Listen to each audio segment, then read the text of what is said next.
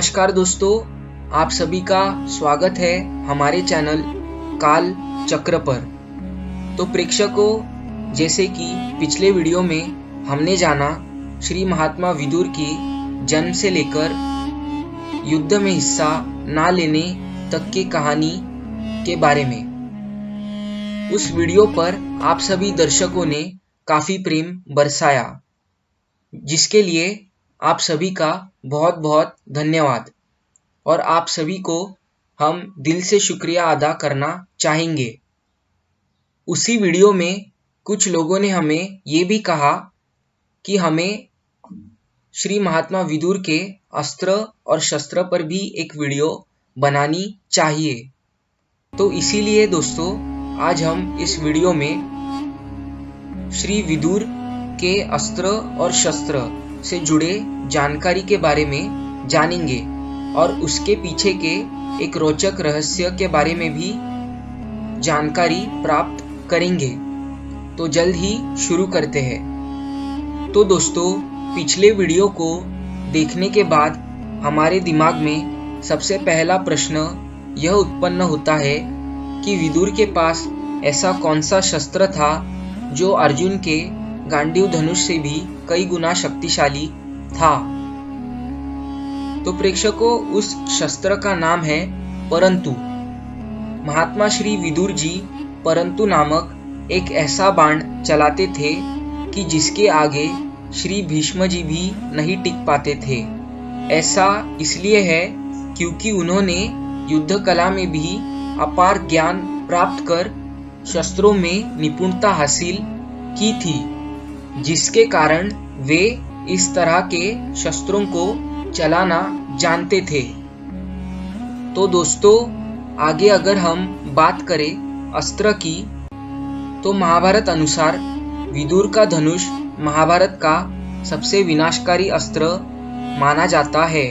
ऐसा कहा जाता है कि युद्ध के समय जो व्यक्ति इसे धारण करता है उसे किसी भी हथियार से नष्ट नहीं किया जा सकता, यहाँ तक कि अर्जुन के गांडीव द्वारा भी नहीं।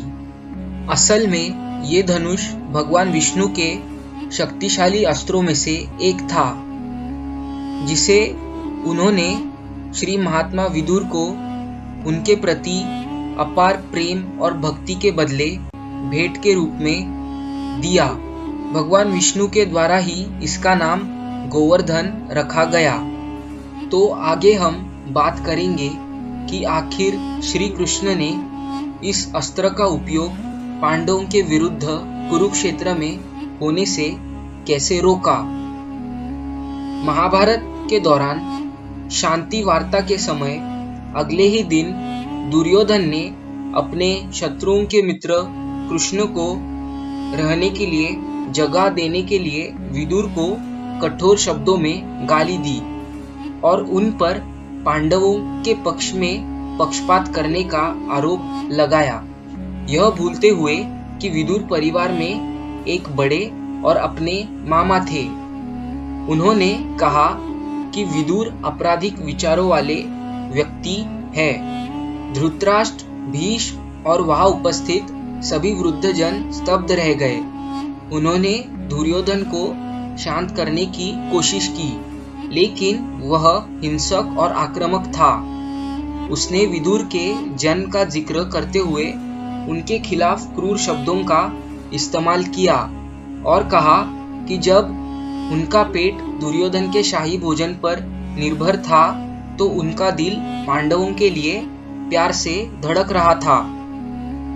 एक समय विदुर का क्रोध तब बढ़ गया जब उन्होंने दुर्योधन को उनके जन्म के कारण गाली देते हुए सुना और विदुर की मां के चरित्र पर भी आक्षेप लगाया।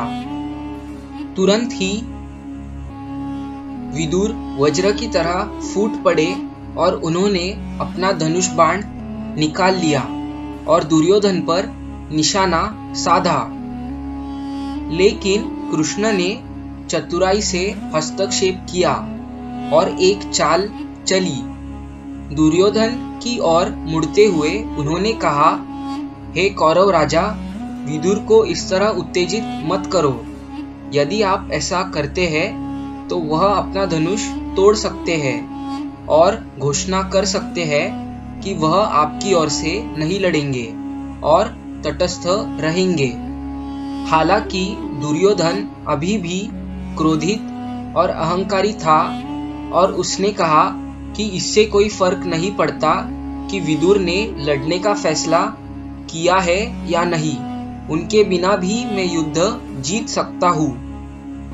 अंत में क्रोधित विदुर आगे कोई अपमान नहीं पचा पा रहे थे। उन्होंने घोषणा की कि कृष्ण, आपने मुझे सही रास्ते पर निर्देशित किया और मुझे तीरंदाजी की मेरी शक्ति की याद दिलाई।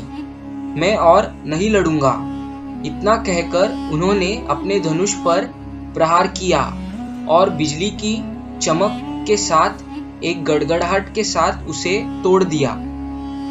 विदुर ने कृष्ण को धन्यवाद दिया और दरबार से बाहर चले गए। इस प्रकार कृष्ण ने पांडवों की जीत का मार्ग प्रशस्त किया और पांडवों के विरुद्ध महाभारत के सबसे विनाशकारी अस्त्र का उपयोग होने से रोका। हर समय जहां अन्य जैसे भीष्म, द्रोणाचार्य, कर्ण, अर्जुन, यहाँ तक कि युधिष्ठिर भी कुछ मामलों में अपने स्वयं के सिद्धांतों का पालन करने में विफल रहे, विदुर नीति का एक उदाहरणीय उदाहरण जिसने मुझे पढ़ने के बाद प्रेरित किया वह ये है कि बुढ़ापा सुंदरता को नष्ट कर देता है, प्रलोभन धैर्य को नष्ट कर देता है, लोभ दुष्ट मनुष्य को बिगाड़ देता है। दुष्टों की सेवा करने से अच्छा स्वभाव खट्टा हो जाता है। वासना लज्जा का नाश करती है और अहंकार सब कुछ नष्ट कर देता है। तो मान्यवरों, आज के वीडियो में बस इतना ही। अगर आपको मेरी वीडियो अच्छी लगी हो तो कृपया कर लाइक, शेयर और सब्सक्राइब करें। इसी तरह बने रहिए मेरे चैनल पर। मिलते हैं मेरी अगली वीडियो में। तब तक के लिए धन्यवाद। जय श्री कृष्णा।